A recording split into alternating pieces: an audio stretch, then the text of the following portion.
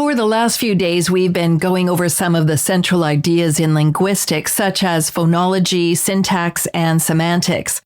These are things we can break down individually in a language. They show how sounds, words, and sentences work in a given language. However, we're not looking at a single language today, but how many different languages can compare to each other, or how many languages compare to a single one.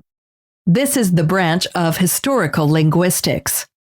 So, if you're analyzing languages, comparing and contrasting them, you might notice they have quite a bit in common. Perhaps they share some words and meanings. Perhaps they have certain endings that get the same treatment when the subject is past tense. There must be some reasons why languages had so much in common.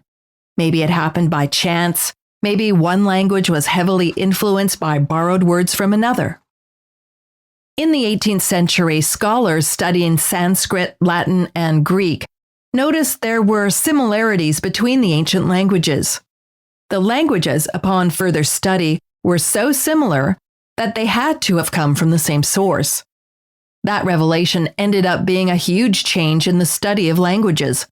Linguists now refer to that base mother language as Proto-Indo-European. Proto-Indo-European is a reconstructed language. In other words, scholars cobbled it together based on the common roots of the three child languages and the similarities they have in pronunciation, grammar, sentence structure, and many other things. They applied their newfound knowledge about languages in reference to other spoken dialects, and lo and behold, many languages spoken all over the world can trace their genetics back to that single 1,000-year-old language. Now, since we're talking about languages in terms of genetics and ancestry, let's shift a bit and frame it like a family tree. The tree model starts at the trunk with the mother language, the original one that started it all. Over time, it branches off into new child languages, which then branch off into child languages of their own. This went on and on until we were left with the linguistic state of the current world, with many different but similar languages spoken all over the world. Two languages that share the same mother are called sister languages. They end up sharing a lot of characteristics. For example, think of Italian and Spanish. Both have a strong Latin root, and they have many similarities in pronunciation, grammar, and even vocabulary. Now, the tree model is a convenient way of representing the development of a language family and of showing how closely related two or more languages are. Of course, this model has its errors, but it's a nice tool to get the concept down. So, one issue with this model is that it leaves a lot of information out. It is obviously way too simplified to have a whole language represented by just one branch on a tree, especially taking into account the variations within that language, like technical use versus casual use, or regional dialects within the same language.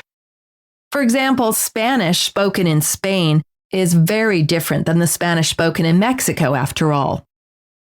Another issue with this model is that languages do evolve slowly and gradually. It isn't necessarily a sudden branching off, but a nebulous shift in one direction, while another section of the population branches off in another direction. There's no exact time when a mother language clearly breaks off into two child languages. Okay, we'll talk about this model more next week. When you have time before the next class, find some examples in media of the differences between types of English. While it's still classified as dialect, some linguists theorize English will soon be the mother language of a few children, especially focused between American British and Australian dialects. The first two are similar enough that the natives can understand each other well enough, but Australia is starting to go so heavy-handed with slang and new words that travelers native to American English may have to struggle to keep up.